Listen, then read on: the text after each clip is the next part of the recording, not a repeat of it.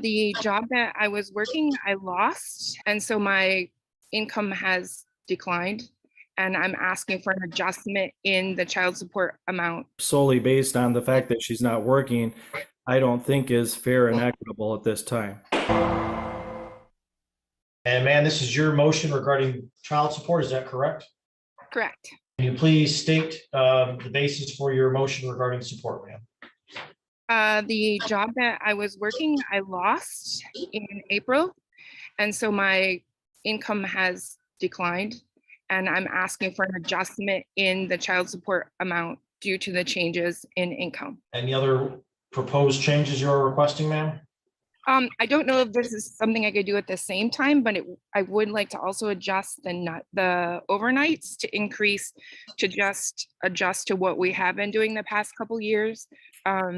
Due to summer performance schedules, the girls have spent a couple extra nights with me. So it would be 4 additional for Effie, our oldest, and 10 additional for Amelia, the youngest, per year. Okay, that may or may not make much of an impact as far as that little change of overnights, but I will see what Mr. Jarvie's position is regarding the overnights. Okay.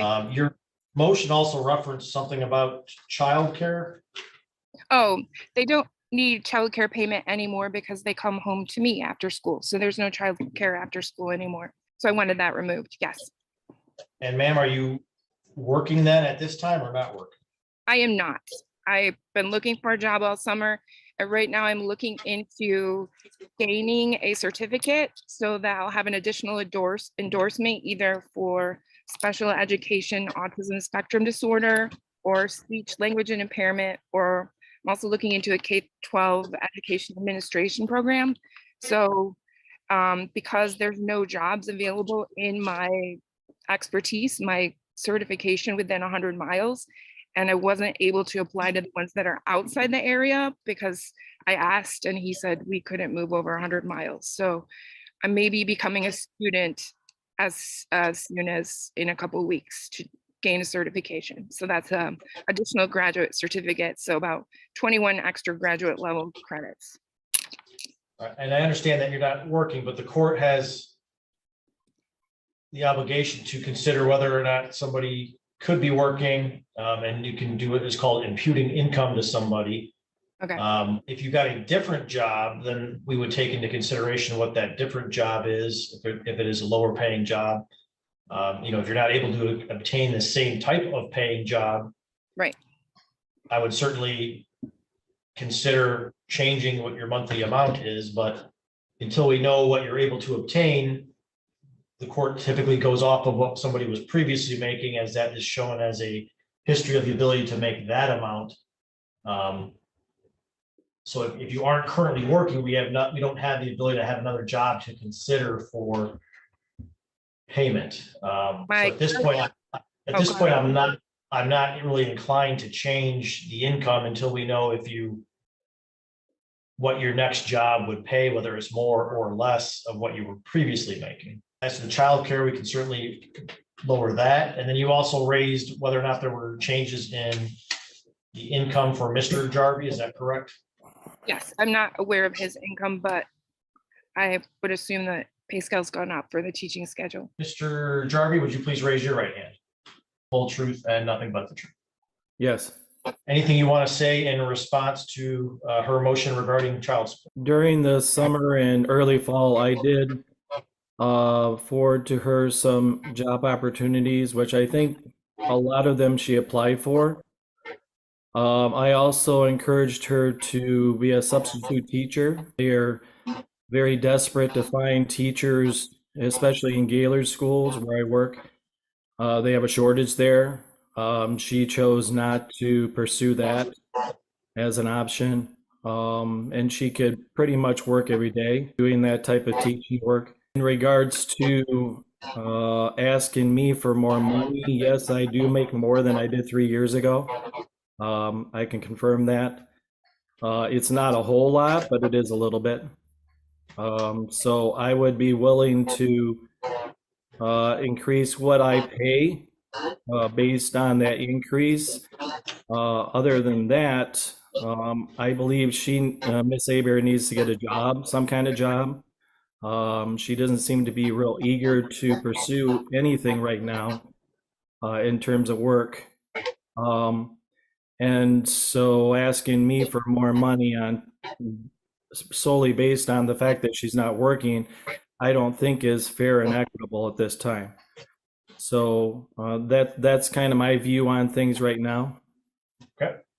She had also mentioned the overnight number isn't accurate. What is your response to that? The overnights have been adjusted throughout the year, back and forth. There's some nights, and she didn't mention, where I was hosting one or two of the kids. Either they were sick or something came up with the schedule. So the nights have gone back and forth. I don't really believe that there's a huge difference in the number of nights throughout the year. Again, I don't have a record of that. All right, thank you. All right, ma'am, is there anything you want to say before I make a decision? Ma'am. Yes. I did. I applied for all the jobs. I interviewed for the jobs. I actually interviewed for an assistant program at Gaylord Community Schools, and they were extremely rude to me at the interview, and they did not offer me the assistant job when I went into interview for that job. So that's why I haven't gone there yet.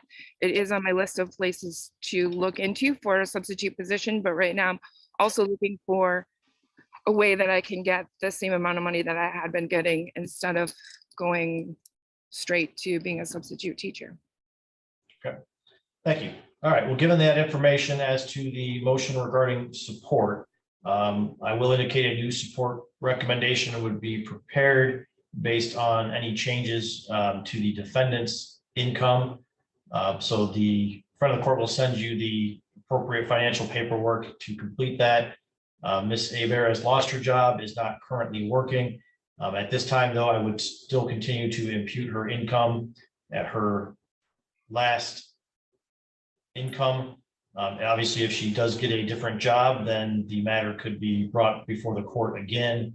If that job is paying less money than than it was previously calculated at, and the court would consider adjusting the income for her at that time. As to the overnight issues, it does not appear there has been a significant change in the number of overnights the parties are exercising, so I would deny the request to change the overnights. And given Ms. Aver's testimony that the children are not receiving childcare anymore, that should be eliminated from the next child support recommendation. Ms. Aver, do you have any questions? I do not.